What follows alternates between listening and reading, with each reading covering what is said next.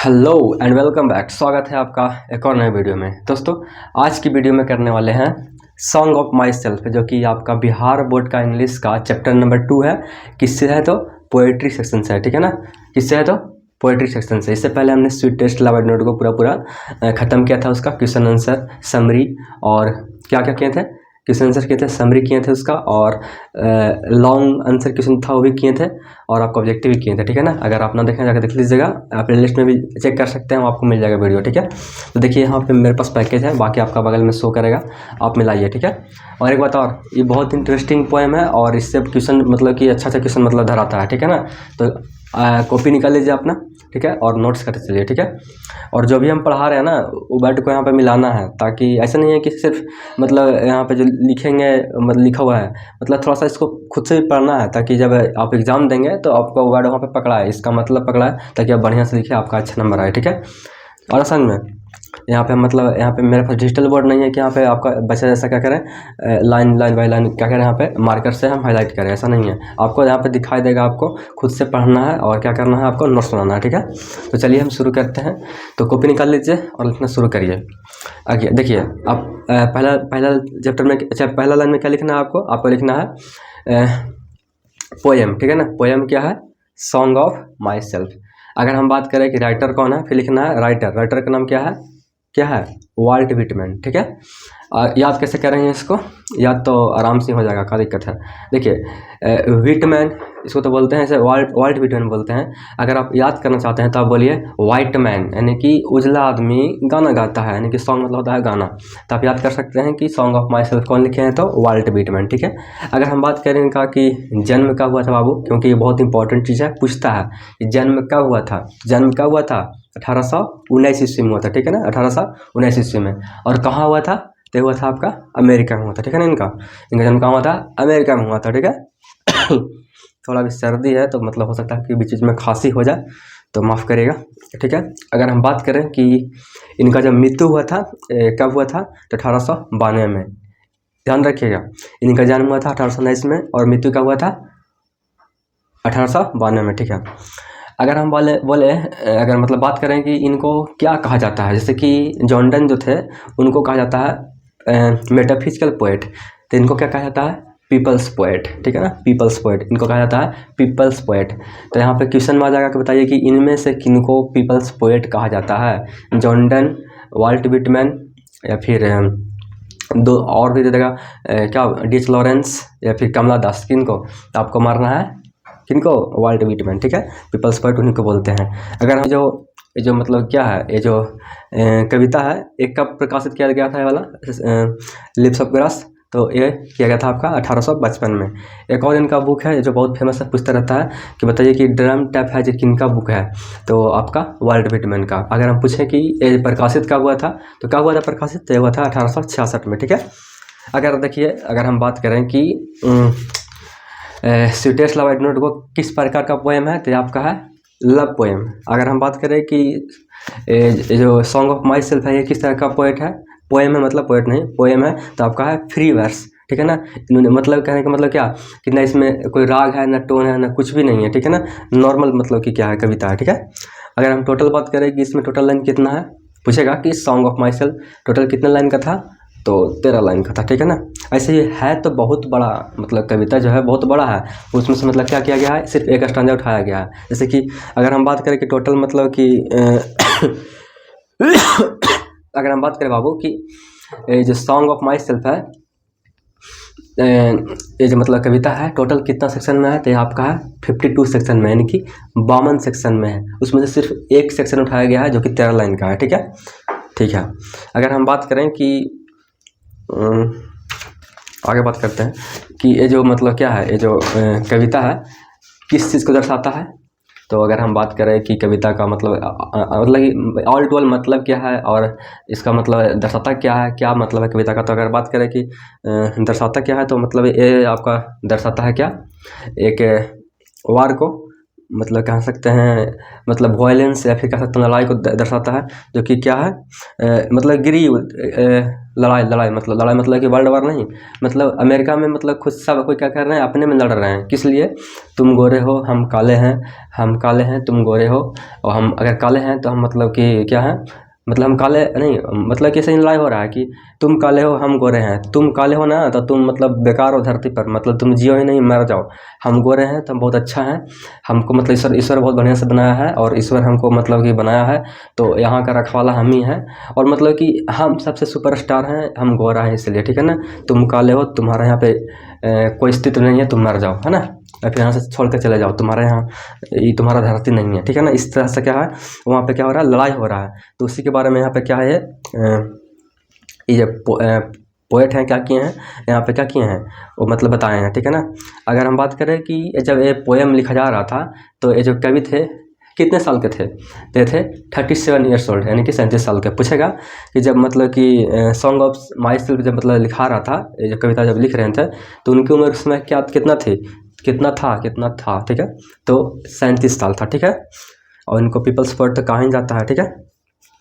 अब हम बात करते हैं, चलते हैं कहाँ, अब चलते कहाँ हैं, अब शुरू करते हैं चैप्टर के बारे में, ठीक है ना। टोटल कितना है? 13 लाइन का, इसमें कोई राग टोन नहीं है, ठीक है। कैसा ये पोएम है, तो ये फ्री वर्स है, ध्यान रखिएगा, ठीक है। तो चलिए शुरू करते हैं। देखिए पहला यहाँ पे लाइन क्या है, I celebrate my self and Singh my self. कहने का मतलब कि कवि बोलते हैं कि मैं खुद को क्या करता हूँ, मनाता हूँ, और क्या करता हूँ, खुद को गाता हूँ। मतलब मुझे कोई टेंशन नहीं है कि दुनिया वालों से, कोई मतलब नहीं है, मैं क्या करता हूँ, खुद को क्या करता हूँ, मनाता हूँ, और खुद को क्या करता हूँ, गाता हूँ, ठीक है। And what I assume you shall assume, ये कहाँ का आदमी से कह रहे हैं, अमेरिका का आदमी से मतलब बोल रहे हैं, ठीक है ना। ये हम लोग से नहीं बोल रहे हैं, अमेरिका का आदमी से बोल रहे हैं कि and what I assume you shall assume, ठीक है ना। इसका मतलब हुआ कि मैं जो भी मानता हूँ, एंड व्हाट आई एज्यूम मतलब कि मैं, व्हाट मतलब क्या, आई मतलब मैं, एज्यूम मतलब मानना, है ना। तो मैं जो भी मतलब मैं मानता हूँ, यू शैल एज्यूम तुम भी वो मानते होगे, ठीक है, क्योंकि हम भी इंसान हैं, आप भी इंसान हैं, गोरे लोग भी क्या है, इंसान है, और काले लोग भी इंसान है। जैसे हम काला हैं, आप गोरा हैं, तो क्या है, हम सब इंसान हैं। तो वही बता रहे हैं, क्या कर रहे हैं यहाँ पे, जो भेदभाव है वो ख़त्म करने की कोशिश कर रहे हैं, ठीक है ना। आगे देखिए थर्ड लाइन क्या कर रहा है, for every atom belonging to me as good belongs to you. कहने का मतलब कि फॉर एवरी एटम का मतलब ऐसे केमिस्ट्री में होता है आपका, क्या कहते हैं, परमाणु होता है, ठीक है ना। तो यहाँ पे परमाणु के सेंस में नहीं, यहाँ पे केमिस्ट्री नहीं चल रहा है, यहाँ पे चल रहा है इंग्लिश, ठीक है ना। तो आपका एटम का मतलब यहाँ पे क्या समझना है, कण, है ना। नहीं बोलते हैं ईश्वर मेरे कण, ईश्वर कण कण में विराजमान है, मतलब कि हर एक छोटे चीज़ में क्या है, ईश्वर विराजमान है, ठीक है ना, उसमें प्रेजेंट है। कहने का मतलब कि फॉर, यहाँ पे क्या कर रहा है, फॉर थर्ड लाइन में क्या कर रहे हैं वो, थर्ड लाइन में क्या कर रहे हैं, कौन कह रहे हैं, वाल्ट विटमैन जी क्या कह रहे हैं कि for every atom belonging to me as good belongs to you. कहने का मतलब कि जो भी एटम कण है ना, जो भी मतलब कि अंश, जो भी कण, कुछ भी जो भी मेरे से बिलोंग करता है, जो मतलब मेरे में है वो आप में भी है, ठीक है ना। जो मेरे से मतलब कि मिला जुलता है वो आपसे भी है। जैसे कि मेरे पास खून है तो आपके पास भी खून है ना। मेरे पास अगर फीलिंग है प्यार के लिए तो आपके पास भी है, ठीक है ना। तो डिफरेंस नहीं है यहाँ पे, ठीक है। तो मतलब कहने का मतलब समझ रहे हैं ना कि जो भी मेरे में मतलब कि प्रेजेंट है वो आप में भी प्रेजेंट है। तो भेदभाव काहे कर रहे हो भाई, है ना। वहाँ का आदमी को मतलब समझा रहे हैं, ठीक है। I love and invite my soul, मतलब कहने का मतलब क्या होता है, देखिए एगो यहाँ पे, एगो नहीं मतलब एक है ना, एक क्या है यहाँ पे, अरे एगो बोल रहे हैं मैंने, क्या हम अपना भाषा में बोल रहे हैं एगो मतलब कि ऐसे AGO एगो मतलब होता है बहुत पहले। अच्छा यहाँ पे क्या है, एक वर्ड मीनिंग है LOAFE, इसका मतलब क्या होता है, आप सुने होंगे दादा से कि काहे लोफर ऐसा बाल कटवा लिए हो, है ना, या फिर लोफर ऐसा लग रहे हो। तो देखिए लोफर से ही लोफ आया है, ठीक है ना। ऐसे लोफर का मतलब किसी को पता नहीं होगा, पर आप जान लीजिए LOAF है ना, यहाँ पे अगर R लगा देते हैं तो होता है लोफर, मतलब इधर उधर घूमने वाला, कोई इसके पास कोई काम नहीं है, फालतू में घूमते रहता है। तो देखिए ये कवि क्या कह रहे हैं कि I loaf and invite my soul, मैं क्या करता हूँ, लोफ मतलब मैं इधर उधर घूमता हूँ, क्या करता हूँ, अपने अंतरात्मा को क्या करता हूँ, आमंत्रित करता हूँ, ठीक है ना। मैं इधर उधर घूमता हूँ, क्या करता हूँ, और आत्मा को आमंत्रित करता हूँ अच्छे कामों के लिए, ठीक है। आगे देखिए, I lean and loaf at my ease observing spear of summer grass. कहने का मतलब कि आई लीन एंड लोफ, मतलब कि लीन मतलब क्या होता है, ऐसे मतलब ऐसे लीन का मतलब होता है किसी के सहारे, मतलब क्या करना, लग के खड़ा होना, है ना। तो कह रहे हैं क्या कि मैं क्या करता हूँ, जो मतलब यहाँ पे घास का बात कर रहे हैं कि मैं घास पे क्या करता हूँ, ऐसे आराम से क्या करता हूँ, सोता हूँ, ठीक है ना। और लोफ, लोफ कहने का मतलब क्या हुआ, मतलब घूमता हूँ उस पर, ठीक है ना। एंड ईज मतलब क्या करता हूँ, खुद को आराम देता हूँ। और क्या करता हूँ, observe spear of summer grass. कहने का मतलब हुआ कि मैं क्या करता हूँ, जो घास है वह उस पर क्या करता हूँ, मैं घूमता हूँ, है ना, मैं घूमता हूँ। यहाँ पे क्या लिखा हुआ है, पहले लोफ, लोफ का मतलब क्या हुआ, लोफ का मतलब इधर घूमना, और लीन मतलब उस पर आराम से, उसके मतलब आराम से पढ़ के आराम से आराम करना, ठीक है। समझ रहे ना बात को। लीन मतलब उसके सहारे अड़ना, ठीक है। तो मतलब कि अड़ना यानी कि उस पर आराम से आराम करना, और क्या करना, उस पर घूमना घास पे, ठीक है ना। और ईज मत ई एस ईज मतलब होता है आराम देना, ठीक है, या फिर आराम करना।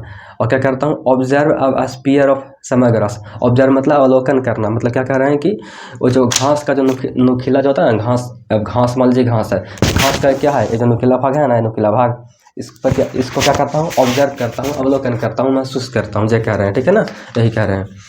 माई tongue every atom of my blood from wood from this soil this air. कह रहे हैं कि जो मेरा जीव है ना, जो माई टंग है ना, my tongue every atom of my blood, और मेरा खून का हर एक कतरा, formed from this soil this air. कह रहे हैं क्या कि मेरा जीव है ना, और every atom of my blood मतलब कि खून का हर एक कतरा, और जो भी मतलब कि फॉर्म फ्रॉम दिस सॉइल, इसी मिट्टी से क्या हुआ, बना है, ठीक है ना, और इसी हवा से बना है। क्या कहते हैं कि जो मेरा खून का हर एक कतरा है, इसी मिट्टी से बना हुआ है ना। माई टंग मतलब यहाँ पे जीव होता है, पर यहाँ पे कहने का मतलब इनका यह है कि माई टंग मतलब मेरा जुबान है ना, मेरा जुबान और मेरा खून इसी मिट्टी और इसी हवा से बना है, ठीक है ना। अब देखिए, born here from parents the same and their parents the same। कहने का मतलब कि कह रहे हैं कि यहाँ पे मेरे पिताजी का जन्म हुआ और माता जी का जन्म हुआ, है ना, मैंने कि मेरे माता पिता का जन्म यहाँ पे हुआ, और उनका भी माता पिता का जन्म यहीं पे हुआ, और उनके भी माता पिता का जन्म यहीं पे हुआ, ठीक है ना। I now 37 years old in perfect health begin। कहते हैं क्या कि मैं अभी क्या हूँ, यहाँ पे 1 2 3 4 5 6 7 8वां लाइन में लिखा हुआ है कि I now 37 years old in perfect health begin. मतलब कह रहे हैं कि मैं अभी 37 साल का हो गया हूँ, पर फिर भी क्या हूँ, यहाँ पे परफेक्ट हेल्थ में हूँ। मुझे कोई दिक्कत, ना कोई बीमारी है, ना कोई चिंता, ना कोई दुख, कुछ नहीं है मेरे पास, ठीक है ना।